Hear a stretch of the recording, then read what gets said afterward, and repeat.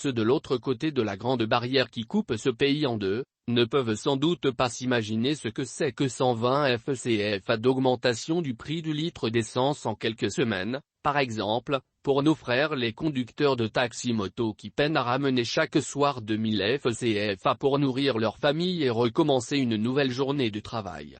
En effet, comment le pourraient-ils, ceux pour qui les revenus de l'essence se chiffrent milliards ou en millions et aussi pour ceux qui jouissent des bons d'essence? Il se trouve que de l'autre côté de la barrière, on ne peut même pas imaginer ce qu'est 1 milliard de francs, même pas 1 million. Cette augmentation du prix de l'essence correspondrait même à une faveur qu'on ferait aux citoyens comme on nous l'a expliqué à coups de tableau.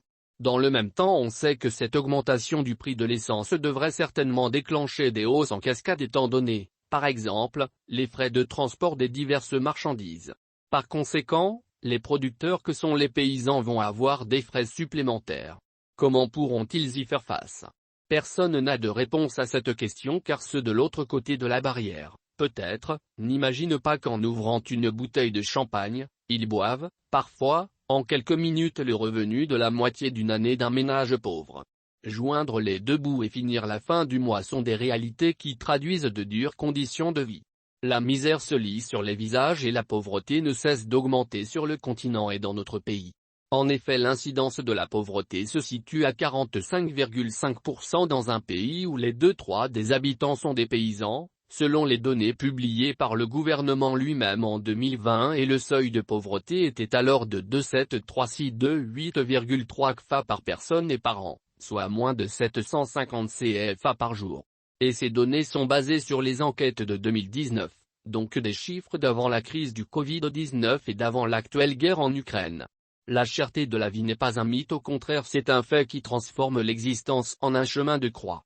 Ceux de l'autre côté de la barrière, comment pourraient-ils imaginer la vie avec 35 000 FCFA, actuel SMIC, pour une famille moyenne de 4 enfants, à Lomé où à cause du coût des loyers les familles s'entassent dans une seule pièce en? Et on nous a récemment précisé qu'il n'était pas question de revaloriser le SMIC. De ce côté de la barrière, on regarde le train de vie de certains, on voit des immeubles dans l'espace public et on se demande si ceux qui y résident changent de chambre chaque nuit pour pouvoir occuper les innombrables chambres que contiennent les immenses villas à 2, 3, 4 étages où ils habitent. On constate des villas dont les garages sont plus grands que les chambres où dorment certains citoyens avec leurs enfants. Nous n'avons d'ailleurs guère le temps de réfléchir à cela car nous sommes devant des problèmes qui nous enlèvent le sommeil. On pourrait penser ici à deux ouvrages, celui du Togolais Essai à Moussou Pourquoi la pauvreté s'aggrave-t-elle en Afrique noire?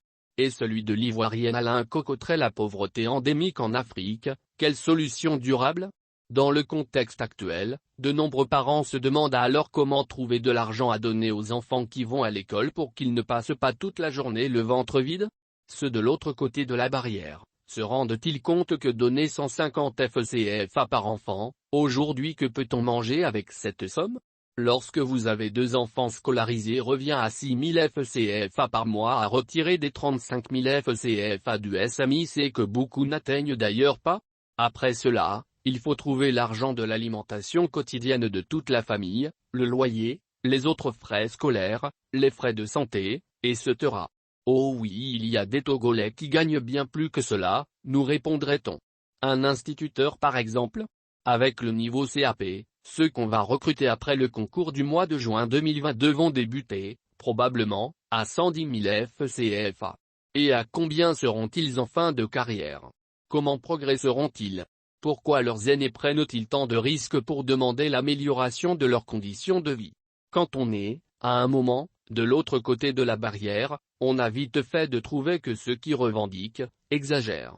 Et pourtant c'est parce que la vie devient de plus en plus dure, les produits de première nécessité sont difficiles d'accès, le désir d'avoir des loisirs et de voyager s'estompe d'année en année et enfin faire des économies, c'est impossible car la lutte pour la survie est devenue le mode d'exister.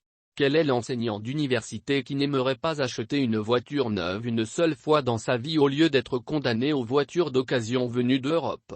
Quel retraité de l'enseignement supérieur ou autre retraité ne désirerait pas vivre autrement qu'en comptant chaque sou, avec un niveau de vie moindre que celui auquel il avait débuté sa carrière? Bien vivre et mieux vivre sont presque impossibles pour certains qui sont à un côté de la barrière. Le fait de travailler ou d'avoir travaillé n'est plus un critère crédible pour être du bon côté de la barrière. Parfois, ceux du mauvais côté de la barrière se laissent aller à la colère, à une certaine révolte même. Mais précisons-le, ces sentiments s'élèvent contre les situations et non contre des personnes. Ce que nous voulons, en réalité, c'est faire tomber la barrière qui coupe notre pays en deux.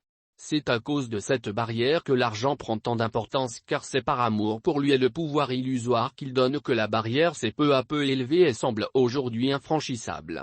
Oui, chacun d'entre nous a connu quelqu'un avec qui il était de ce côté de la barrière, et progressivement l'argent a éloigné cette personne jusqu'à ce qu'il fasse ostensiblement partie de ceux qui sont de l'autre côté de la barrière. Le pire, c'est que la grande barrière a en quelque sorte eu des enfants, des petites barrières entre ceux de l'autre côté. Et si nous n'y faisons attention, on risque de créer de semblables barrières de chaque côté. Ce qui est sûr, c'est que nous n'avons pas de haine pour ceux qui sont de l'autre côté de la barrière. D'abord parce que leur situation n'est guère confortable, il faut qu'ils luttent sans arrêt pour rester du côté de la barrière où ils se trouvent. Il y a en effet une rude compétition entre eux car le nombre de places est limité, à cause de la taille du gâteau à se partager qui ne change pas. On peut alors perdre la bataille jusqu'à être éjecté et se retrouver de l'autre côté de la barrière. Vous vous imaginez? Se réhabituer à cette vie? Non, nous n'avons pas de haine pour ceux qui sont de l'autre côté de la barrière, surtout parce qu'au fond ce sont des frères et sœurs et une des valeurs que nous défendons et que nous voulons leur faire acquérir, c'est la fraternité. Mais il ne s'agit pas de la fausse fraternité fondée sur les intérêts d'argent ou de pouvoir. Il s'agit de la fraternité fondée sur le regard que je pose sur l'autre, lui reconnaissant une dignité égale à la mienne. C'est cette fraternité qui fait tomber les barrières et qui fera tomber la grande barrière. Comment ne pas alors partager avec toi et avec les autres? Notre espoir est de faire tomber les murs qui bloquent la nécessité du partage, source de bonheur pour tous, faire tomber les représentations qui empêchent la recherche et la construction du bien commun. Travailler pour une vision du bonheur partagé est impossible dans notre pays et dans notre monde. Nous avons d'autant moins de haine pour ceux qui sont de l'autre côté de la barrière que nous sommes persuadés de ceci, même si le présent est dur, nous devons nous battre pour nous donner un avenir et cela dépend de notre capacité de rêver, de croire et de nous engager pour qu'un autre monde advienne et c'est possible. Nous avons un avenir à bâtir et nous sommes convaincus que notre avenir dépend de nous.